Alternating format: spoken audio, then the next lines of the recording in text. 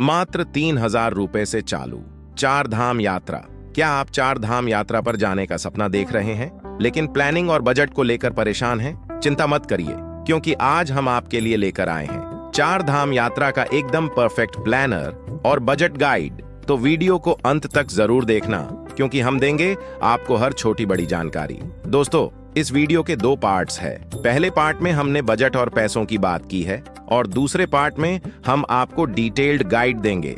9 दिनों में आप पूरी यात्रा कैसे कर सकते हैं और आपको हर दिन कैसे कहाँ जाना है। नमस्ते दोस्तों, स्वागत है आपका हमारे चैनल पर। आज हम आपको लेकर चलेंगे एक ऐसे सफर पर जो न सिर्फ आपकी आत्मा को शांति देगा, बल्कि आपको प्रभु के और करीब ले आएगा। ऐसा माना जाता है कि इन चार धामों की यात्रा करने से इंसान के सारे पाप धुल जाते हैं और उसे मोक्ष की प्राप्ति होती है।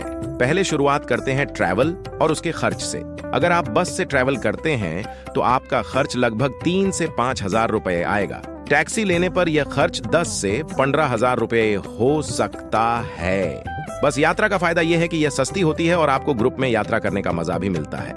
वहीं टैक्सी यात्रा में आपको ज्यादा कंफर्ट मिलता है और आप अपनी सुविधा के अनुसार रुक सकते हैं। अब हम बात करेंगे स्टे की।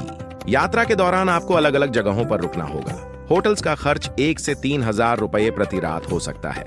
अगर आप बजट में ट्रैवल कर रहे हैं तो आपको सस्ता और अच्छा स्टे मिल सकता है। इसके अलावा अगर आप थोड़ा ज्यादा खर्च कर सकते हैं तो आप बेहतर सुविधाओं वाले होटल्स में भी रुक सकते हैं। खाने का खर्च लगभग 200 से 300 रुपए प्रतिदिन का होता है।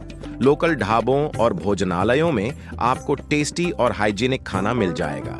यहाँ का भोजन साधारण लेकिन स्वादिष्ट होता है। आप चाहें तो अपने साथ कुछ स्नैक्स और ड्राई फ्रूट्स भी ले जा सकते हैं, ताकि यात्रा के दौरान आपको भूख लगने पर तुरंत कुछ खाने को मिल सके। अगर आप ट्रैवल एजेंसी से बुक करते हैं तो आपका कुल खर्च 15 से 20,000 रुपए होगा, जो बस ट्रैवल, स्टे और फूड कवर करेगा। और अगर आप बेहतर सर्विसेज या टैक्सी ट्रैवल चाहते हैं तो यह खर्च 20 से 50,000 रुपये तक जा सकता है। ट्रैवल एजेंसी का फायदा यह होता है कि आपको हर चीज की टेंशन नहीं लेनी पड़ती और आप अपनी यात्रा को पूरी तरह से एंजॉय कर सकते हैं। एजेंसी आपके लिए सब कुछ अरेंज करती है, जैसे कि ट्रांसपोर्टेशन, होटल बुकिंग और खाने की व्यवस्था। यात्रा मई में शुरू होती है और अक्टूबर तक चलती है। नवंबर में धाम बंद हो जाते हैं और फिर मई में ही खुलते हैं। यात्रा का सबसे अच्छा समय मई में होता है, पर इसी समय सबसे ज्यादा भीड़ होती है। अगर आप भीड़ से बचना चाहते हैं और ठंड में जाने में दिक्कत नहीं रखते तो सितंबर या अक्टूबर का समय भी अच्छा है। यात्रा के दौरान अपने साथ गर्म कपड़े, आरामदायक जूते और बेसिक मेडिसिन्स जरूर ले जाएं। और हाँ, अपने डॉक्यूमेंट्स और आईडी का एक सेट जरूर कैरी करें। इसके अलावा यात्रा के दौरान पानी की बोतल और कुछ जरूरी स्नैक्स भी साथ रखें। धार्मिक स्थलों पर सफाई का विशेष ध्यान रखें और स्थानीय नियमों का पालन करें। यात्रा के दौरान संयम और धैर्य रखना बहुत जरूरी है, क्योंकि पहाड़ी इलाकों में मौसम कभी भी बदल सकता है। तो दोस्तों, यह था चार धाम यात्रा का कंप्लीट बजट। चार धाम यात्रा भारत के 4 पवित्र धाम यमुनोत्री, गंगोत्री, केदारनाथ और बद्रीनाथ का सफर है। ये यात्रा शुरू होगी हरिद्वार से और आपको ले जाएगी यमुनोत्री, गंगोत्री, फिर केदारनाथ और बद्रीनाथ, फिर वापस हरिद्वार आके आपकी ये यात्रा पूरी हो जाएगी। इस पूरी यात्रा को करने में आपको लगभग 9 से 10 दिन लग जाएंगे, पर हम आपको बताएंगे ये पूरी यात्रा आप 9 दिनों में कैसे कर सकते हैं। तो दोस्तों, ये रहा 9 दिनों का पूरा प्लानर। बरकोट हरिद्वार से लगभग 210 किलोमीटर दूर है, तो इसीलिए आपको शाम हो जाएगी और आपको पहली रात वहां रुकना होगा।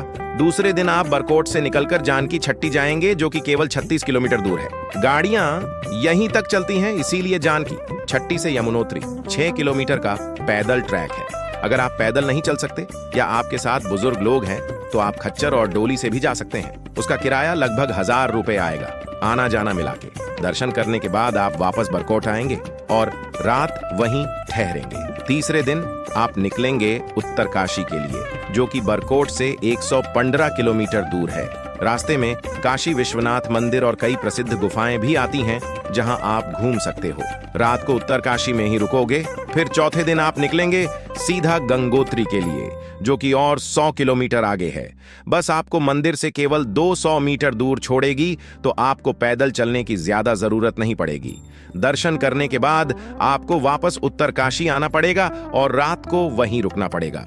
फिर 5वें दिन दोस्तों आप चलेंगे उत्तरकाशी से गुप्तकाशी, जो कि 220 किलोमीटर दूर है और लगभग 8 से 9 घंटे लग जाते हैं, क्योंकि ये पहाड़ों का रास्ता है। इसीलिए आप जितना जल्दी निकले उतना अच्छा। यहाँ पर कुछ पौराणिक मंदिर है जिनके दर्शन कर सकते हो आप शाम को, और फिर रात को गुप्तकाशी में ही रुकना है। छठे दिन आपको जाना है गुप्तकाशी से गौरीकुंड, और फिर गौरीकुंड से पूरा पैदल ट्रैक है 16 किलोमीटर का। केदारनाथ का ट्रैक बहुत खड़ी चढ़ाई है, ज्यादातर लोग इसे पूरा पैदल नहीं कर पाते, तो उनके लिए घोड़े, खच्चर और डोली की सेवा भी होती है। आप हेलीकॉप्टर से भी जा सकते हो, पर उसके लिए आपको पहले से बुकिंग करानी पड़ेगी, क्योंकि अगर आप तभी ढूंढने की कोशिश करोगे तो मिलने के चांसेस कम है। घोड़े से जाने का प्राइस होगा लगभग 2-2.5 हजार रुपए आना जाना मिला के। छठे दिन आप दर्शन करके वापस गुप्तकाशी आएंगे और रात वहीं रुकेंगे। फिर अगले दिन आप निकलेंगे गुप्तकाशी से बद्रीनाथ, जो कि 220 किलोमीटर दूर है।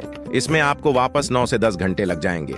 यह से मंदिर बस 100-200 मीटर के पैदल रास्ते पे है। शाम को दर्शन करके आप रात बद्रीनाथ ही रुकेंगे। फिर 8वें दिन आप बद्रीनाथ से रुद्रप्रयाग जाएंगे, जिसकी दूरी है 160 किलोमीटर। ये करने में आपको 6 से 8 घंटे लग जाएंगे। रास्ते में कुछ पौराणिक मंदिर जहां आप दर्शन कर सकते हैं, और आप रात को रुद्रप्रयाग ही रुक जाएंगे। फिर आखिरी दिन आप वहां से हरिद्वार के लिए चलेंगे, जो कि ऋषिकेश से होके जाता है।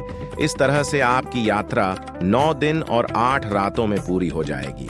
इसी यात्रा प्लानिंग के आपको एजेंसी में पैकेजेस भी मिल जाएंगे, जो कि आप ऑनलाइन और ऋषिकेश या हरिद्वार से ऑफलाइन भी बुक कर सकते हैं।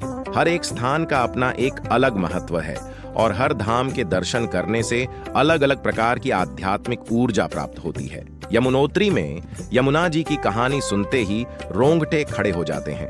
कहा जाता है कि गंगोत्री में गंगा नदी को धरती पर लाने के लिए भागीरथ ने कड़ी तपस्या की थी। केदारनाथ में भगवान शिव ने पांडवों को दर्शन दिए थे, और बद्रीनाथ में विष्णु भगवान ने नर और नारायण के रूप में तपस्या की थी। इन धामों की कहानियां सुनकर आपकी यात्रा और भी विशेष हो जाएगी। तो दोस्तों, यह था 4 धाम यात्रा का कंप्लीट प्लानर। अगर आपको यह वीडियो पसंद आया हो तो लाइक, शेयर और सब्सक्राइब जरूर करें। अपने सवाल और सुझाव कमेंट्स में लिखना ना भूलें। हैप्पी जर्नी और भगवान की कृपा आप पर बनी रहे।